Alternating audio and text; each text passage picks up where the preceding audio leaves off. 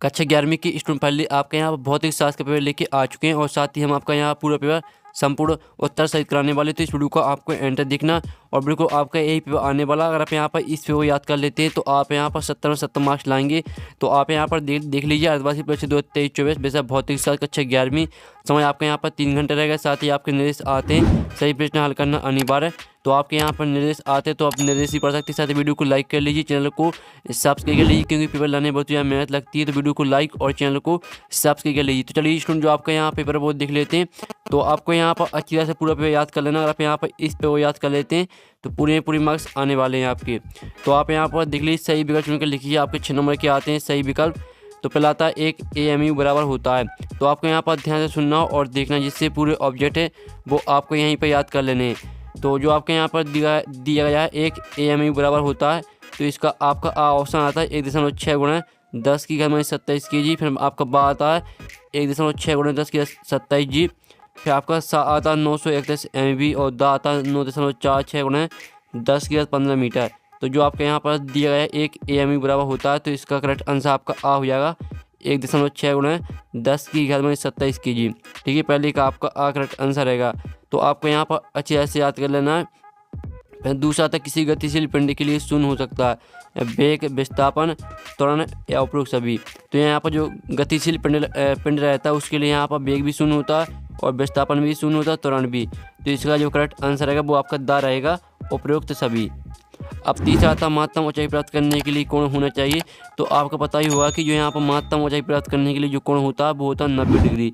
तो आपके यहाँ पर तीसरी का रहेगा दा करेक्ट आंसर। ठीक है, अब चलिए आपका चौथा आता है रोकट नोदक के कार्य करने के सिद्धांत आधारित है द्रव्यमान संरक्षण पर, ऊर्जा संरक्षण पर, वेग संरक्षण पर या संवेग संरक्षण पर। तो यहाँ पर रोकट नोदक के कार्य करने का सिद्धांत आधारित है, तो इसका करेक्ट आंसर आपका दा हो जाएगा, संवेग संरक्षण पर। अब आपका यहाँ पर पाँचवा आता है दो पिंडों की प्रत्यास्थ टक्कर में सुरक्षित रहता है केवल गति ऊर्जा, केवल रेखीय संवेग, गति ऊर्जा रेखीय संवेग दोनों और गति ऊर्जा कोणीय संवेग दोनों। तो यहाँ पर दो पिंडों की प्रत्यास्थ टक्कर में सुरक्षित रहता है आपका यहाँ पर गति ऊर्जा रेखीय संवेग दोनों। अब आपका 6वां आता है निम्नलिखित में सदिश राशियों का समूह है। तो जो यहाँ पर आपका सदिश राशियों का समूह है वो है आपका दाब, वेग, बल। ठीक है, 6वें का रहेगा आपका करेक्ट आंसर। तो इस तरह से आपके 6 नंबर के सही विकल्प कंप्लीट हो जाते हैं। आपने अच्छे से याद भी कर लिए होंगे। अब प्रश्न 2 आता है रिक्त स्थान पूर्ति के 6 नंबर के आते हैं। तो पहला आता है सार्वत्रिक गुरुत्वीय नियतांक का मान ... है। तो यहाँ पर सार्वत्रिक जो गुरुत्वीय नियतांक का मान है वो है आपका 6 ठीक है, आप यहाँ पर देख लीजिए 6.67 गुणा 10 की घात माइनस 11 मीटर। ये आपका रहेगा यहाँ पहले का आंसर। ठीक है, अब आपके यहाँ पर दूसरा रिक्त स्थान आता है अधिकतम ऊंचाई प्राप्त करने के लिए पिंड को दोनों दिशा में फेंकना चाहिए। तो यहाँ पर ठीक है ऊर्ध्वाधर दिशा में फेंकना चाहिए। आपका यहाँ पर दूसरे का आंसर रहेगा ऊर्ध्वाधर। ठीक है, आपका यहाँ पर दूसरे रिक्त स्थान का आंसर हो जाएगा। फिर आपके यहाँ पर आता है तीसरा रिक्त स्थान। आप यहाँ पर देख लीजिए, आपको पूरा पेपर यहाँ पर अच्छे से याद करना है। और तीसरा रिक्त स्थान आता है आयतन प्रशस्तता गुणांक को बीज क्रम को संपीड़िता कहते हैं। तो आपके यहाँ पर तीसरे का आंसर रहेगा आपका संपीड़िता। ठीक है, आप यहाँ पर देख लीजिए। फिर आपके यहाँ पर चौथा आता है बंद पथ में सुरक्षित बल द्वारा किया कर शून्य होता है। तो चौथे का आंसर आपका यहाँ पर रहने वाला शून्य। अब आपका यहाँ 5वां आता है कोणीय संवेग बराबर रेखीय संवेग गुणे। तो जो इसका आंसर है 5वां वो खुद करना आपको। और 6वां आता है हाइड्रोलिक मशीन न्यूटन के सिद्धांत पर कार्य करती है। तो यहाँ पर हाइड्रोलिक मशीन पास्कल के सिद्धांत पर कार्य करती है। तो आपका 6वें का आंसर है पास्कल। और जो आपका यहाँ पर 5वां रिक्त स्थान है, इसका आंसर जिसको भी पता हो वो कमेंट में लिख देना, जिससे और स्टूडेंट की हेल्प हो जाएगी। अब चलिए आपकी आती है सही जुड़ी, जो कि स्तंभ आ और बा में दी गई, जो 6 नंबर की आती हैं। पहले आती है कोणीय वेग, तो इससे आपको रेडियन प्रति सेकंड से मैच कर देना है। दूसरी आती है पोर्शन अनुपात, तो इसको आपको विमाहीन से मैच करना है। और तीसरी आती है एक इलेक्ट्रॉन वोल्ट, तो इसको आपको यहाँ पे 1.6 गुणा 10 की घात माइनस 19 जूल से मैच कर देना है। चौथी आती है कोणीय संवेग, तो इसको मैच करना है आपको यहाँ पर L/ओम से। ठीक है, यहाँ पर देख लीजिए। और फिर आपके यहाँ पर आती है बीन का नियम। तो 5वां जो आपकी आती है बीन का नियम, तो इसको आपको लैम्डा ठीक है मैक्स इंटू टी बराबर नियतांक से मैच कर देना है। और जो आपकी 6वीं आती है सार्वत्रिक गैस नियतांक, तो 6वीं को मैच करना है आपको 8.314 जूल प्रति मोल के। ठीक है, तो आप यहाँ पर देख लीजिए। इस तरह से आपकी 6 नंबर की सही जोड़ी कंप्लीट हो जाती हैं। साथ ही हमने यहाँ पर नंबर भी लिख दिए कौन में आपको कौन सी मैच करनी है, तो आप देख सकते हैं। अब चलिए आपके आते हैं एक शतभाग में उत्तर दी 5 नंबर के। तो पहला था पारसेक किस राशि का मात्रक है। तो पारसेक यहाँ पर खगोलीय दूरी नापने का मात्रक।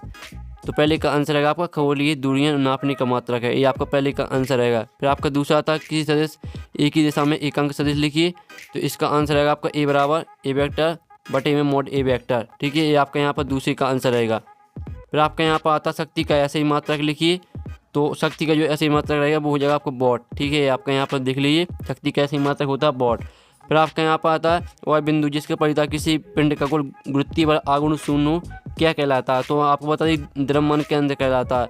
तो आपका यहाँ पर चौथे का आंसर रहेगा द्रव्यमान केंद्र। फिर आपका पाँचवा आता है तरल की प्रवाह वेग मापने की युक्ति को क्या कहते हैं, तो यहाँ पर तरल के प्रवाह वेग मापने की युक्ति को कहते हैं बेंचुरीमीटर। ठीक है, आपके यहाँ पर रहेगा पाँचवें का आंसर बेंचुरीमीटर। तो पहले का आंसर आपका खगोलीय दूरी है, दूसरी का ठीक खगोलीय दूरी नापने का मात्रक है, और दूसरी का आंसर आपका ए बराबर ए वेक्टर बटे मोड ए वेक्टर। तीसरे का आंसर आपका वॉट रहेगा, चौथे का आंसर आपका द्रव्यमान केंद्र, पाँचवें का आंसर आपका बेंचुरीमीटर। ठीक है, आपके यहाँ पर एक से बाकी का सॉल्यूशन है, तो जल्दी से इसका जो स्क्रीनशॉट है वो आप ले लीजिए। अब चलिए आप यहाँ पर देख लेते हैं सत असत का चयन करके लिखिए 5 नंबर के आते हैं। तो पहला था पार्श्विक दूरी का मात्रक है, तो ये आपका असत रहेगा। फिर दूसरा था विकृति व्यवहारिक राशि है, तो ये आपका सत्य रहेगा। फिर तीसरा था आता किसी वस्तु का द्रव्यमान उसकी जड़त्व की माप है, तो ये भी आपका रहेगा सत्य।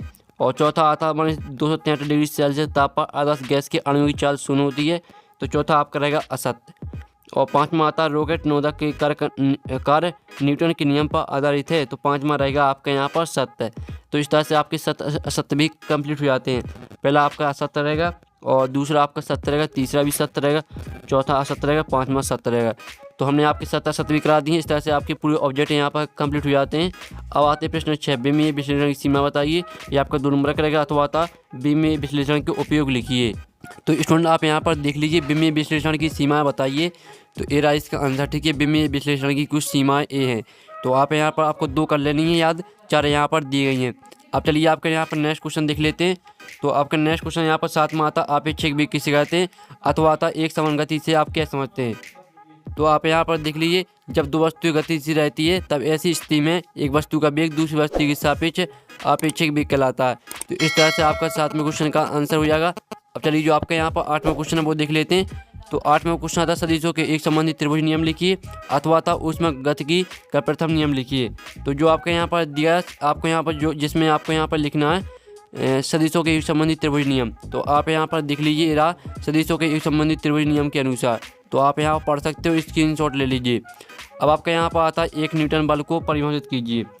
तो ये रहा आपके यहाँ पर, ठीक है, वह बल जो 1 किलोग्राम सहती वाली किसी वस्तु में 1 मीटर प्रति सेकंड का त्वरण उत्पन्न करे वह 1 न्यूटन बल कहलाता है। ये आपका यहाँ पर आंसर रहेगा।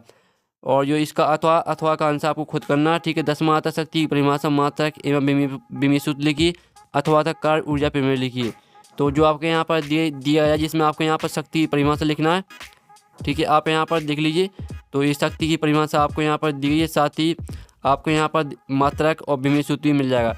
तो आप यहाँ पर स्क्रीनशॉट ले सकते हैं। अब चलिए आपका यहाँ पर नेक्स्ट क्वेश्चन देख लेते हैं। तो आपका आता कोणीय संवेग संरक्षण का नियम लिखिए। तो ये आपका यहाँ पर कोणीय संवेग संरक्षण का नियम। ठीक है, आप यहाँ पढ़ते हैं यदि किसी निकाय पर कोई बाहरी बल घूर्ण ना लगाया जाए तो उस निकाय का कोणीय संवेग अपरिवर्तित रहता है। तो ये आपका यहाँ पर आंसर हो जाएगा। फिर आपका यहाँ पर आता धारा रेखीय प्रवाह एवं परिशुद्ध प्रवाह में अंतर स्पष्ट कीजिए, अथवा तो बीन का विस्थापन नियम लिखिए। तो जो आपके यहाँ पर बीन का विस्थापन नियम, तो आप यहाँ पर देख लीजिए ये रहा आपका यहाँ पर बीन का विस्थापन नियम। तो जल्दी से आप यहाँ पर स्क्रीनशॉट ले सकते हैं। अब चलिए आपके यहाँ पर 13वां क्वेश्चन आता है। तो 13वां क्वेश्चन आप यहाँ पर देख लीजिए भौतिक समीकरण v स्क्वायर बराबर u स्क्वायर प्लस 2a की शुद्धता की जाँच कीजिए, इसका अथवा देख लीजिए। फिर आपका आता है 14वां क्वेश्चन शक्ति के लिए सूत्र P बराबर F इंटू V स्थापित कीजिए, अथवा आता बर्नौली का सिद्धांत लिखिए एवं स्पष्ट कीजिए। 15वां क्वेश्चन आता 15वां देख लीजिए, आपका 3 नंबर का क्वेश्चन हो रहे हैं, अथवा आता साक्षी बल एवं असाक्षी बल में अंतर स्पष्ट कीजिए। फिर आपका आता 16वां क्वेश्चन कोणीय संवेग एवं बल आगुण में संबंध स्थापित कीजिए, इसका अथवा भी आप यहाँ पर देख सकते हैं। और 7वां क्वेश्चन आता है प्रक्षेप गति किसे कहते हैं, पृथ्वी से क्षैतिज से किसी कोण पर फेंके गए प्रक्षेप के लिए उड्डयनकाल प्राप्त अधिकतम ऊंचाई एवं क्षैतिज प्रवास के लिए सूत्र स्थापित करो, अथवा था ऊर्ध्वाधर ऊपर की ओर फेंके गए पिंड के लिए गति की समीकरण प्राप्त कीजिए।